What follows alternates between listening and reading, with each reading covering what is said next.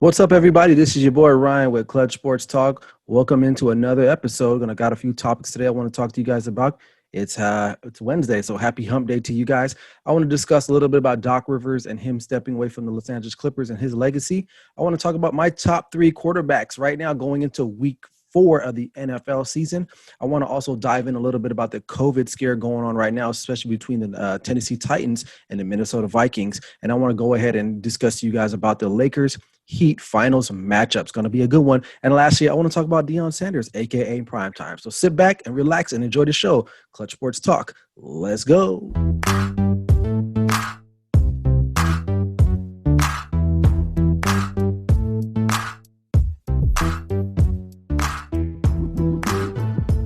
Welcome in, everybody. Hey, it's great to be with you guys once again for another edition of Clutch Sports Talk. Like I said in the promo there, I got a lot of stuff I want to talk to you guys about today. I was getting tongue-tied. But anyway, let's just get straight into it. So recently, Doc Rivers and the Los Angeles Clippers have decided to part ways. A lot of people have a lot of feelings about it, mainly negative feelings about it. I am going to try to bring things down a little bit and kind of get everybody level-headed for just one moment. First, I will go into some of the things that happened recently, and as far as why the negative attitude towards Doc Rivers has risen. Right. So, if you don't know, the Clippers blew a 3-1 series lead to the Denver Nuggets here in the 2020 NBA playoffs. Right. Recently, Doc Rivers also blew a 3-1 lead to the Houston Rockets a few years ago. And a few years ago, he blew a 3-2 series lead to somebody. I forgot who did it to, but he's done it on 3 separate occasions. He's had issues with some of the roster moves that he's made because he was the GM at one point. Then he stepped down from being a GM. On the court, some questionable calls, decisions as far as matchups were made, plays being called, things of that nature. And some of the personnel that he's had out on the court during times in a game. Now, a lot of people are pretty much more really upset about what recently happened because the Clippers were favored by a lot of people to be the NBA champion. They should be in the finals right now, not the LA Lakers. That's how most pundits felt. So with all that said, yes, everything that I just basically listed about Doc Rivers that happened in the past is true, and it's totally valid. I'm not saying that it's not. But me being from LA, and I always say this, I always tell you I'm from LA because I got to let you know, I used to watch the Clippers. I grew up watching the Clippers and the Lakers at the same time. The Clippers narrative has always been, I wouldn't even say the lovable loser. They've just been losers, period. They've had good seasons where they've made the playoffs but got swept out of the playoffs or tried to make like a deep run. But it wasn't until recently when Doc Rivers took the helm after coming over from Boston where the Clippers has seen their true rise in prominence. Excuse me. Now, that could be partly due to Steve Ballmer taking ownership from Donald Sterling a few years ago. And that's part of it. Don't get me wrong. The ownership does play a part. But Doc Rivers has done a lot of things to orchestrate success for the Los Angeles Clippers. So Clipper fans out there, I understand you're upset. You guys should be in the finals right now, but you're not. The Lakers are. You got to get over that. You still had Kawhi Leonard. You still had Paul George. You still had some other cast of players on that team that allowed you guys to be the second seed in the West. And I'm not just talking about this year. Since Doc Rivers has been there, the Clippers have, I wouldn't say taken over LA, but they've got a nice little foothold in there. I'm not saying they're going to take over LA and be the basketball team for LA because the Lakers will always be that. We just know that. But they haven't been those losers that we all know for people that live in LA that played in the sports arena. Yes, they play in the Staples Center, which is home of the Lakers. Yes, we understand that.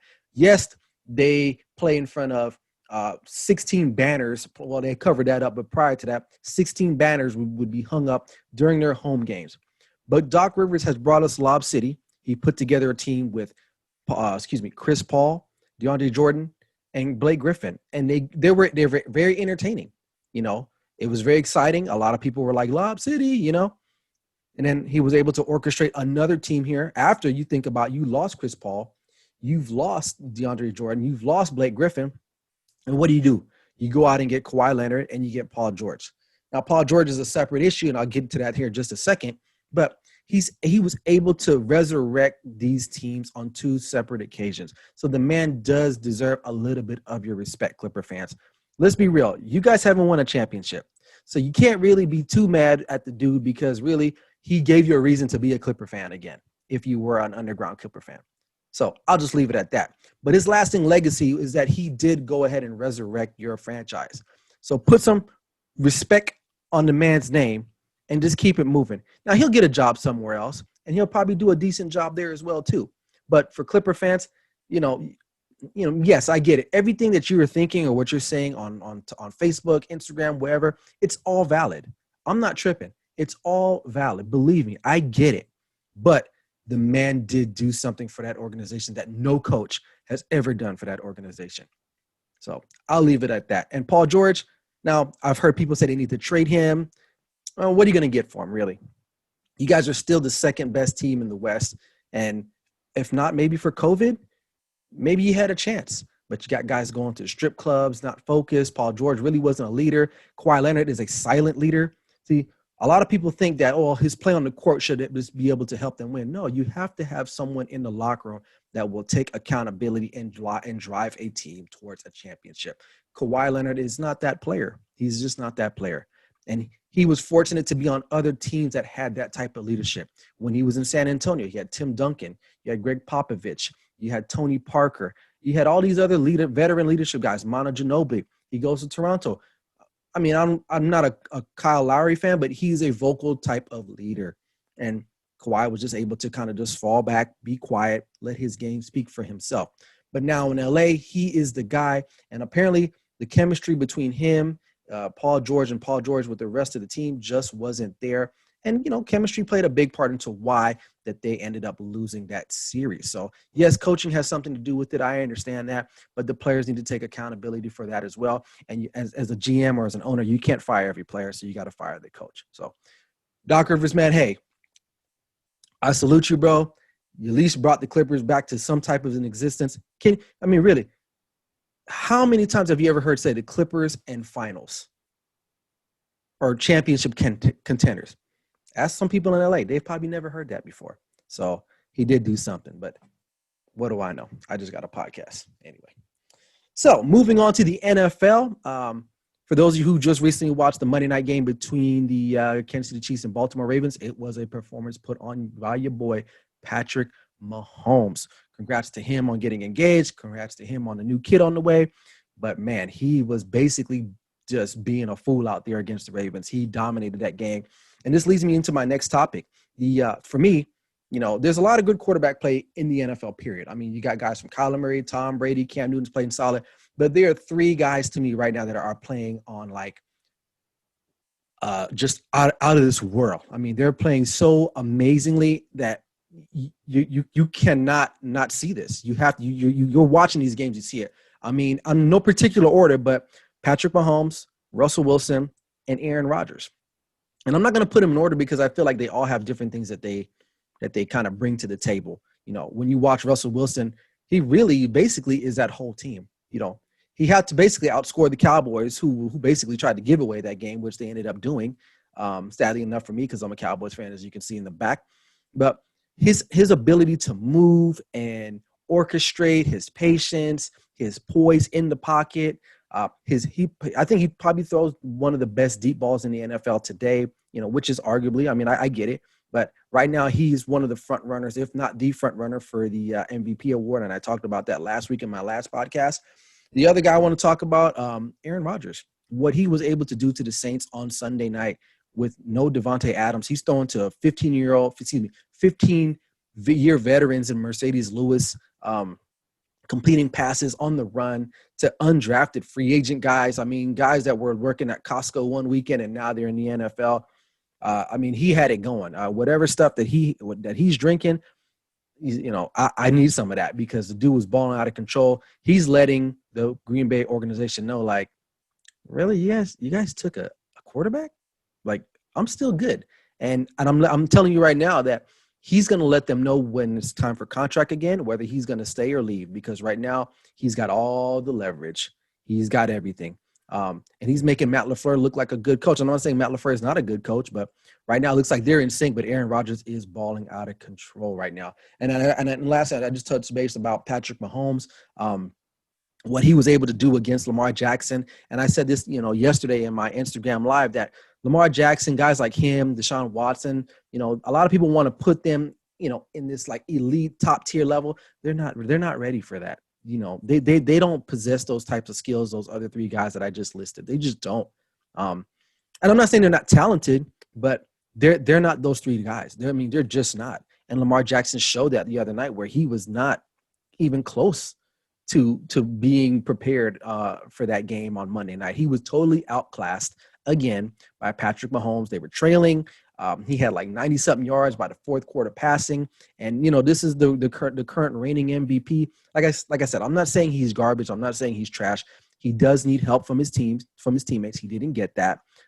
But he, at the end of the day, you got to do what you got to do, and he could not get it done. And that's why Patrick Mahomes, is the face of the NFL, not Lamar Jackson, nobody else right now. He is the future of quarterbacks. He's young, only their fourth year in the league, and he says he still has much more to learn. He said he doesn't really understand defenses yet. Can you believe that? The dude says he does not even know how to read defenses completely yet. So he's just out there just saying, hey, Tyreek, run down there real quick. I'm going to throw you a bomb. Hey, Mecole Hardman, hey, run down there. I'm going to chuck one to you. Hey, Kelsey, just get open. Like, that's what they're doing out there. And Andy Reid, he is in a perfect system for his style of play. He's got all the weapons around him that you can imagine as a quarterback.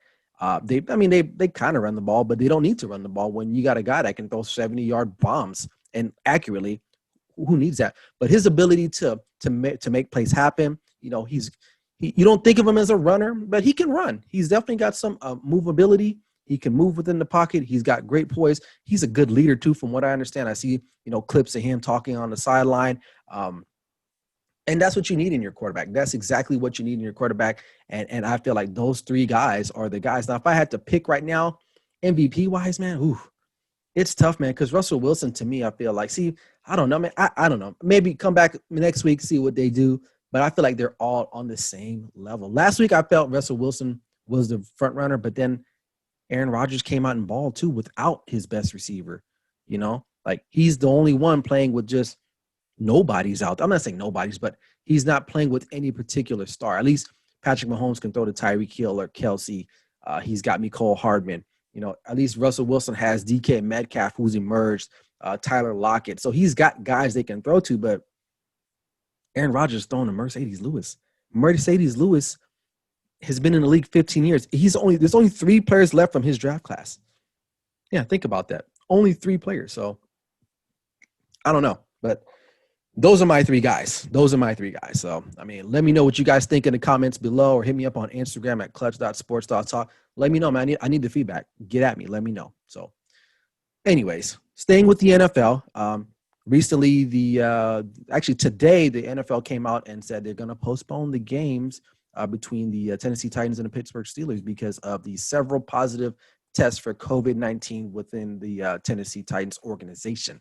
Now, they're not sure if the game will be moved back to Monday, possibly even Tuesday because of the COVID incidents. But here's what I got to say on that. And I touched base on this yesterday on my Instagram Live. COVID's real. It's out there. But at some point now, I think we have to start looking at it just like the regular flu. I think we're all going to get it.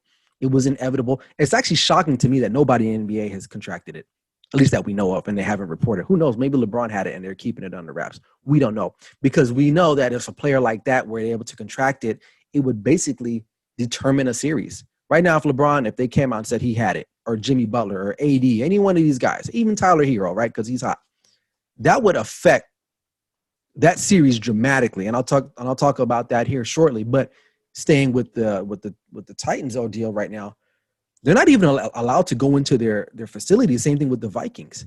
And should we be scared that the season may be in jeopardy? I think a little bit, but I think that at the end of the day, they're going to be able to find a way to neutralize it. They're going to trace step everybody and see who they touch. But here's the thing with that. These guys just played a game. They played the Jaguars the week before. Who knows? Someone had it probably then. They played the Vikings this past weekend. Obviously, this is when the test came positive. So these guys have been playing other guys from other states, other cities, other arenas. The NFL probably, and I was talking to a buddy of mine, another podcaster from Passing the Torch.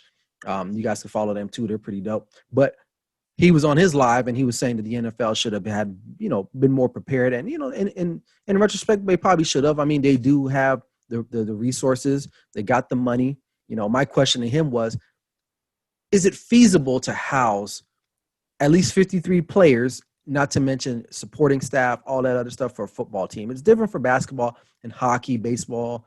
Yeah, you could probably bubble those types of teams, but football might be slightly different because there's so many people involved in just putting on a football game. But, they're from Florida, so he suggested, hey, we got Universal Studios, you got Disneyland, where, basically where the NBA is at.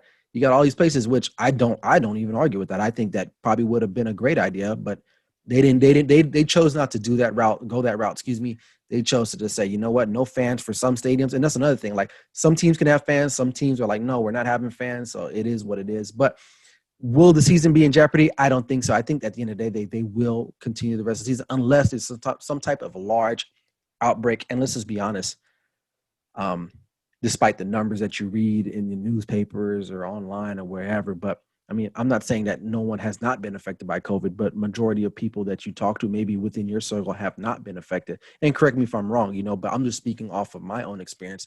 I've only known about 2 people to get it, and none of them were directly in my family. They were just friends that I knew, or, people that I know that I crossed paths with. So, it is what it is. Maybe I had it. I don't know. I mean, I'm very active in my community. I coach youth football. So maybe I had it, but I never presented any symptoms or signs. So I've never been tested, but who knows? And the other thing that was funny too, because this past weekend, a player from the Atlanta Falcons, I believe it was their cornerback, AJ Terrell, he was put on the IR for COVID related issues. And no one really mentioned that or even talked about it. So the NFL knows what's up. They know what they got going on. They know how to cover stuff up. We've seen that in the past. So football fans, I think, will be okay. Same thing with college. It's too much money on the line for this to fail. They're going to have to keep plugging through unless there's some type of large outbreak, which we're just not going to see. So anyway, moving on. Big night tonight. We got the Los Angeles Lakers, Miami Heat, game 1 of the NBA Finals. I'll give you guys my picks here in just a moment here, but I'm just going to break it down a little bit. So Miami Heat, they played the Indiana Pacers, swept them if I'm not mistaken. They got rid of the Bucks and they got rid of the Celtics in pretty good fashion. The Celtics came and gave them a little run, and now here they are in the NBA Finals. They play really good defense. They're pretty young. They're pretty feisty. Jimmy Butler's leading this team, and Tyler Hero is emerging as a maybe up-and-coming star. Who knows what he'll be like if we moving forward. But as of right now, he's a very hot player. Bam Adebayo is playing phenomenal in the post there. I'm not discrediting the Miami Heat, but they are playing LeBron James and AD. LeBron is a superstar. AD is a superstar. And the Lakers have probably been the best defensive team that we've seen in the playoffs all year, or during the bubble. So I think that matchups do matter. And of course, like I always tell people, NBA is all about matchups. Some teams can beat other teams, but maybe can't beat this other team because they don't match up well. Now, the Lakers do have the huge advantage when it comes to size. They just do. You got Dwight Howard, JaVale McGee, Anthony Davis in the middle. Those guys, basically present a wall of sorts. So it's going to be hard trying to get points in the paint. Now, the Heat do shoot at a really good clip. You got Tyler Hero, Goran Dragic, like I said, Jimmy Butler. All these guys can shoot. They're pretty solid shooters. You let them open. So it's going to be a matter of who can match up with who. Does anyone do the Heat have an answer for LeBron, really? I mean, Andre Iguodala, maybe he's a little older. He's supposed to be the LeBron stopper. We'll see. I mean, usually when LeBron does play against him, he does the average like 30 points against the dude anyway. I'm not sure he's much of a stopper, and he's a little older. And so is LeBron, but I feel like, and I'm just going to give you my pick right now. I feel like the Lakers are going to win this in 6. I always go with 6, but I don't think it's going to be 5. It's not going to be a sweep. It's going to be a good series because, like I said before, and I always say this, especially with these young players in the bubble, there's no pressure for them. They're not playing in hostile environments. It's pretty quiet. It's like playing in a gym.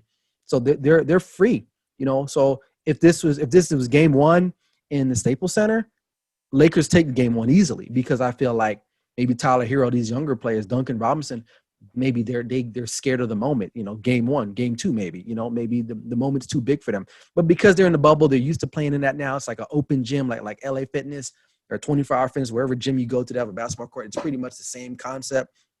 They're playing free, but I do feel like the size advantage, and I feel like the Lakers can throw more guys at their best scores than they can throw at AD and LeBron. Because yeah, you can put Bam out there, but Bam is a true center. If they go out and if they're Dwight Howard's out there, do they run the risk of putting Bam on AD? And then who do you put on Dwight Howard or JaVale McGee, guys that who can score decently in the paint? So and then who do you match up with LeBron James other than Andre Iguodala? Do you want to put Jimmy Butler out there, get him in foul trouble, or take away from his offense because he's playing such hard defense? Eric Spoelstra is going to have to come up with a lot of different ideas on how he's going to attack the Lakers. So, I mean, he coached LeBron. He knows what LeBron's about. So, but like I said, game one is tonight. It should be a good one. Make sure you tune into that. Because it's Wednesday, it's hump day. You ain't got nothing else to do. After you listen to my show, go ahead and check out the NBA Finals. So I say Lakers in 6, and LeBron will get that 17th championship for the Los Angeles Lakers. Yeah. So we'll just have to wait and see. But before I get out of here, I want to just comment on just a quick little thing that maybe some of you know. If you're not familiar with Deion Sanders, a.k.a. Primetime, he played for a plethora of teams, the Falcons, the Niners, the Cowboys, the Ravens, the Redskins, the Washington football team, but he was a Redskin back then. He was just officially announced as the head coach for Jackson State University, which is a historical Black college. Now, you're wondering, well, why am I even talking about this? Well, here's the thing. I feel like what's going on in the world, a lot of people talking about, Black Lives Matter and doing more for the community and yada, yada, yada, BD, whatever. I got to give it to Prime and Jackson State. This is a great move. I mean, HCBUs have really not have really that much success in any of those sports since like Grambling when what was the name of the coach there? I forgot his name. Eddie Robinson. I think he was like the winningest all-time coach in all of college football. He's been surpassed now, but with Jackson State bringing on Prime, and Prime is actually, if you follow him on Instagram, he's very motivational kind of dude. And he said something the other day that basically he's saying he's walking the walk, and he's talking the talk and walking the walk, which a lot of people are not doing, especially some of our major athletes. They talk the talk, but they don't walk the walk. I mean, yeah, maybe they donate, financially, things of that nature. But Deion, you think about Deion Sanders. He's been on, he's a Hall of Famer. He's got multiple Super Bowls. He's got a banging girlfriend, right? His 2 boys are going to be playing college football. One is at South Carolina. One signed an intent to go or committed to Florida Atlantic, Shedeur Sanders. He doesn't have to coach at HCBU. He doesn't have to. Why would he? He could probably got a job at any other, FBS Division I school, but he chose to. And a matter of fact, he's a Florida State alum. You don't think Florida State could use him right now, maybe at some capacity? He's not doing the NFL Network anymore. I think he does. He does some stuff with Barstool Sports, if you're familiar with them. But I think it's a good thing. I think. Will they be able to surpass some of the big FBS schools? No, they don't, because they don't have the resources. Now they are building some nice facilities there in Jackson State. They're rolling out the red carpet for him. I mean, they're taking a shot. They're swinging for the fence, and they're hoping that Deion is going to bring them to the promised land, which I think he will be able to. I think he will be able to go into homes and recruit some of these 3-4 star kids.